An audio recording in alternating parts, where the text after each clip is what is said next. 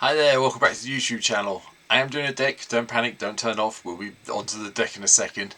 I just want to say that I'm kind of stuck on where to go with Bloomburrow now, so if there's anything I haven't covered on the channel recently that you want me to cover for Bloomburrow from the main set, I think I've done all the face cards now from the precons and most of the backup commanders. But if there's a card from Bloomburrow I haven't covered on the channel and you want to see me do it, I'm trying to think of things to do for next week, so please leave a comment down below after today's video and I'll get on with it. But for now, today's video is this basically. We're looking at Fain today, the broker. I had this big request, we have an ongoing laugh on the stream when I'm streaming about Fain. It tends to turn up in all of my black decks. There's a few other the players who I play with regularly on stream, and we talk about it in the chat, and Fain's become very popular. So I realised the other day I had never covered Fain on the channel at all. I've never used Fain as the main commander. I've used him quite a lot in decks. I thought, right, need to rectify that, and people seem to enjoy that idea, so I thought, have a break from all of the Bloomburrow and we'll have a look at Fain. So, for those of you who've never met Fain before, 2 in black for a 3/3 human warlock. Tap and sacrifice a creature. Put 2 +1/+1 counters on a creature. Tap, remove a counter from a creature we control, you get a treasure. Sack an artifact. Tap and sack an artifact. We get to get an inkling, a 2/1 inkling. From Strixhaven, I think it's when they first came in, if I remember correctly. And then we can play 3 in the black to untap Fain and repeat the whole process again. Fain has made some of my black decks, or black X decks, work really well, and because of these 3 abilities, so therefore I figured, yep, I really do need to cover it, and this is what I've come up with for Fain today. So one of the things Fain likes is creatures and artifacts to sacrifice. So starting at the beginning, Hangerback Walker. Make this as big as possible, and then maybe sacrifice as an artifact to get an inkling, and then you get all those lovely little hanger walker tokens as well, which you can then sacrifice to Fain for some +1/+1 counters, or because they're artifacts you can do that to make even more inkling tokens. It just takes a bit of time to do it, but it is doable. Disciple of the Vaults here, because we do have artifacts going to the graveyard, so we might as well have someone lose a life. I know it's got to be targeted at one person. Originally this came in from the original Mirrodin before Commander was a big thing. I'm sure if they did this nowadays it'd be each opponent loses 1 life. He's not getting any life, but who knows. But target the person who's ahead on life with this. Greedy Freebooter, because when it dies we get a scry and a treasure. Leaden Mere doubles up as some ramp for us in this deck before we go any further with it, and then we go, okay, let's sacrifice it when we need to. From there, Marionette Apprentice comes in. Fabricate 1 whenever another creature or artifact you control is put into a graveyard from the play, each opponent loses 1 life. See what I mean by Disciple of the Vault, can't you? But it's got Fabricate as well, so you can have this either as a 2/3 or a 1/2 plus a 1/1 server, so choice is yours. Mere Retriever brings back artifacts from our graveyard to our hand. Mere Seer, when it dies, leaves another Mere behind, so it's 2 mana for a 1/1, and then you get another 1/1 on death, so more things you can sacrifice to Fain up here to get the +1/+1 counters. Talented Adversaries in. I like this. We can pay this a couple of times. Pay this cost 1 or more times, put that many +1/+1 counters on the adversary, and then create twice that many 2/2 black creature zombie tokens with Decay. Decay zombies aren't that great, however, we can sack them off to put some +1/+1 counters wherever we want, or we can, and then remove the treasure. So it triggers nicely with Fain. Or at the end of the day, you might want to have a lot of mana pumped into this and go for an Alpha Strike your next turn, or it helps with something else we've got coming up. You'll see. Zilliput Cutthroat had to be here. Everyone loses 1, you gain 1 when a creature dies. Academy Manufacturer, we have ways of creating clues, foods and treasures. Well, we've seen some treasure creation, so there are food and clue creation coming. So it made sense to have Academy Manufacturer in here. Should probably be in a lot of decks now where you're relying on treasures, I think. Yeah. Ariane, First of Lochthane. Yep, we have a lot of black creatures. We can sack another black creature to your card.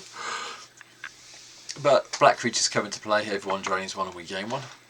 Foundry Inspector to cut the cost of our artifact spells down by 1. Yeah, you'll see why. Ruthless Knave comes in. You can sack a creature, create 2 treasure tokens, sack 3 treasures to draw a card. Skullport Merchant, create a battle treasure token, sacrifice another creature or a treasure and draw a card, so more ways of drawing cards. Woman Soul Trader from MH3, I want to say. Pay a life, sack a creature, create a treasure. Like having the sacrifice outlets, you probably noticed. Crypt Gas, double up on our wonderful mana production from our swamps. Yes, it does go in a mono black deck, even though it has Extort that has a hybrid mana symbol in it. It does work because it's in the reminder text and it's got nothing to do with the card itself. A little bit of a grey area in the rules, but it does work, trust me. Disciple of Bolas, sacrifice a creature, draw, gain that life, draw those cards, with that creature's power. Gonti's here because why not? Mirkwood Bats because we are sacrificing tokens left, right, centre, so might as well make people lose life this way. Solemn Sim for the ramp and the card draw eventually. I'm playing virtually a mono black deck. Gary had to be here. Yeah. Sheldred comes in. We want to try and flip over to the true scriptures as soon as we can because the third part of it just basically makes us win the game. Yeah. Sly Requisitioner comes in from Ether something or other, I think, can't remember the name of the set. Has improvised, but whenever a non-token artifact you control is put in a graveyard from the battlefield, create a 1/1 colourless server creature token. We have a few things. Yeah, we've seen one already. Get rid of Hanging Back Water. You know, we've got Leaden Mere, we've got the Mere Retriever, Mere Seer, etc. So we'll get a little bit of benefit from them. Grave Titan because I wanted some zombies and it's a mono black deck and I like Grave Titan still. Yeah, you can take it out and put in something more relevant if you want to, but Grave Titan for me always works. Marionette Master, hopefully you put the 3+1/+1 counters on here so you have a 4/6 creature. So when your artifacts die, target opponent loses 4 life. And that's, sorry, just yawning in the background there. And notice it is life loss, not damage, so it's very hard. It's much harder to prevent. Sheldred, because I just like Sheldred, I'm in the mono black. Same with the Archon of Cruelty. A little bit of life gain card draw never hurts though, so hey hum. Planeswalkers, only one. Tevesh that Doom of Fools because we get the Thrall creature tokens which we can sacrifice off the Fain for the +1/+1 counter bid. And it makes sense to have this here. We can sacrifice another creature or Planeswalker, draw 2, and then if it was the commander, we draw, then draw another card to sacrifice permanent was the commander. Yeah. Don't forget, -10 with Fain, you gain control of everyone's commanders. -10 with Fain. Tevesh Zat is very difficult though, because people see Tevesh appear and it's like, yep, we're killing you now. Be warned. To help with that, you're not being killing me now. We've got Black Sun Zenith to take out a big creature and then return something. Black Sun Zenith as well. Sorry, Twilight, the first one. Zenith, this one, where we shuffle it back in with after putting X -1/-1 counters on each creature, which is lovely. DT is here, just to go and find something we need. You can replace it with Vampiric if you want to, but I haven't played Demonic for a while, so I went with Demonic. Feed the Swarm to destroy that annoying creature enchantment. Just make sure it's not going to kill you when you lose a life, because, whoops, done that a couple of times. Feed the Cauldron comes in for Wild's Veil Drain because we can destroy something that's mana value 3 or less and get a food token, which helps us immensely. Damnation just gives us big board control.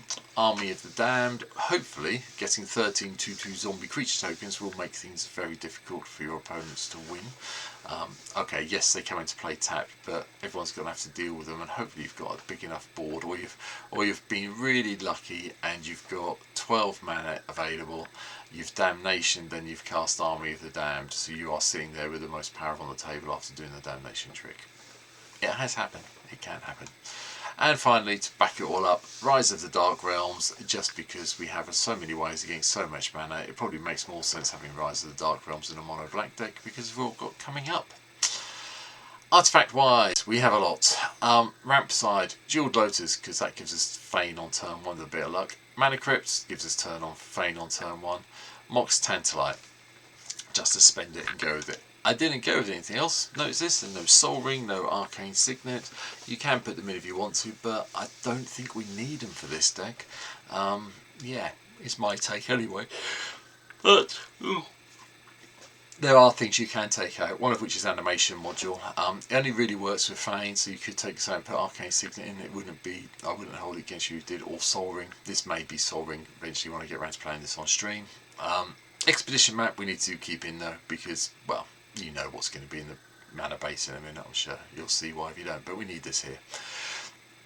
Retrofitter Foundry is very expensive on MTG. I'm not sure what it is on paper, but it's 8 tickets at the moment here. Pay 3 mana to untap it. 2 tap, create a servo. 1 tap, create sacrifice a servo, get a Thopter. Sack a Thopter, get a 4/4 construct. Yeah. Complicated cards to use, but good fun. Gives us another things we can generate to sack things off with. Nimble Rights Schematic comes into play. We get comes colourless construct artifact token, a bit like the servo one, and then when they both go to the graveyard, we get the same swipe target again, which gives Fain some artifact tokens artifacts to destroy to get Inklings with. Staff of Domination, just gain some life, untap a target creature. Which is lovely because you can use this with Fain and hopefully get some mana going and do it that way. So, you know, it's still 4 mana, but yeah, it works. Staff of the Death Magus is here just because I want another way of gaining life, and this seemed quite good. And we don't really see the staff off the whatevers. There's one in each colour. We don't see them that often. I figured it might have a home here in this deck, so it came in. 1000-year Elixir lets us trigger Fain as though he had haste because of the activated abilities, and then we get to untap him, so we can do it twice if we need to. And Tempting Contract, coming into the deck. At the beginning of your upkeep, each opponent may create a treasure token, then for each opponent who does, you get a treasure token as well. So you could get 3, you could get nothing. It depends on what your opponents need, if they need the mana. Mere Turbine, just tap it to give us a Mere token, so we've got something to sacrifice to Fain. Transmutation Vault gives us the choice of the tokens. And don't forget, we can sacrifice Construct, Servos, and Blood Clue and Foods or Treasures to go and find another artifact and put into play with the Transmutation Font, which will probably be one of the following 3 cards at any stage, which is Bodice of Citadel, Chimley, because it's still great, or the Spine of Ishar, so we can destroy something up. And then we can sack this, and when it's put in the graveyard, we get to return to our own as our hand. So once we hit 7 mana, we can start blowing things up and returning it with Fain quite happily to get Inklings. It works. Enchantments. Scavenger's Talent is in from the new Bloomberg set. Whenever one or more creatures you control die, get a food token. Only triggers once a turn, but you can sack it. You know, it's creatures, not non-token creatures. So you can sack off a servo, a construct, whatever. Thopter, get a food token, be in a good place. Get to level 2 whenever we sacrifice things, people mill things, which is nice. And at level 3, at the beginning of instance, you may sacrifice 3 other non-land permanents. If you do, return a creature card from the graveyard to the battlefield with a finality counter on it. Level 2 is good enough for Scavenger's Talent though, from my point of view. Agent of the Iron Throne is just another way of making new opponents all lose 1 life when artifacts or creatures go to your graveyard. Same with Bastion of Remembrance, but you gain a life for this one. BMC is here. It's come because of its reprint in Assassin's Creed on MTGO. It's dropped significantly, which I'm happy about. I'm not sure what it is like in real life still, but you can lose a life, get a treasure, draw a card for 2 life, or get a 3/2 shapeshifter for 3 life. That's fine, no problem at all. Feast on the Fallen. At the beginning of your upkeep, if an opponent lost life last turn, put a +1/+1 counter on a target creature you control. An enchantment I completely forgot about from M15, but I did a search the other day and lost life, and this turned up, so I picked one up. Got to say thank you to Scryfall for the wonderful website it is. Endless Ranks of the Dead. Yep, zombies, each upkeep, X zombies, rounded down, you get. Okay, it's going to take a little bit while, but we have got ways to get in zombies. You've seen one of them, the other way's coming up. Grave Pact, whenever a creature you control is put in a graveyard, everyone sacks one, so it become unpopular. Only one of these type of effects. I didn't go with Dictator of Evaros as well, because I know people get really annoyed playing against both, so we went without. Open the Graves, whenever a non-token creature we control dies, we get a zombie. That's one way of generating things for this. And Revel in Riches. Whenever a creature an opponent dies, create a treasure token, then we have 10 or more treasures, we win the game in our upkeep. Yeah, it does happen. It is good. Do enjoy it. Land-wise, right. One thing I'm going to point out, Command Tower is here. Yes, it is a mono black deck, but the reason for this is we need, as you can probably guess, 7 different land names to make sure we're generating zombies for Field of the Dead. So all these cards are here. They do all have a benefit, you know, especially the Coffers, Cabell and the Cabell Stronghold. Obviously we want them in here for obvious reasons. But they all have a reason, you know. Drakmore salvage lets us dredge. We've got Bojuka Bog to take out other people's graveyards or players' graveyards. Barad-dûr to go and amass orcs if we kill creatures off. Another way of getting tokens into play. Archvolcanza to draw cards if we need to. So on and so forth. But we have got 15 swamps in the deck. We have got all the other sort of like black and colourless lands you might expect from my decks, like Reliquary Tower, Temple of the False God. Spymaster Vault also comes in because I've got a thing about conniving, so you know, yeah, might as well do it. Draw through our deck and see what we get.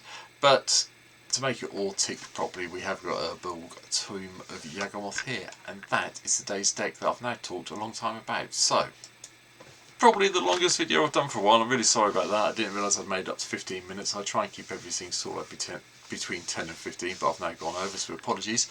I hope you've enjoyed it. If you think there's anything I've missed with Fain, let me know down below. Thank you again last time for everyone who has subscribed to the channel. We're seeing at 504 as I record this, so I'm 4 above my target for the end of the year, so I'm really happy. Yes, there's 496 to go to get to the magic 1,000 number. Worry about that over the next 2 years. 2 years to get to 500, another 2 years to get to 1,000. I will be happy. But for now, if you think there's anything I missed, comment down below. Come and see me play Fain on stream. There's a link to that below as well.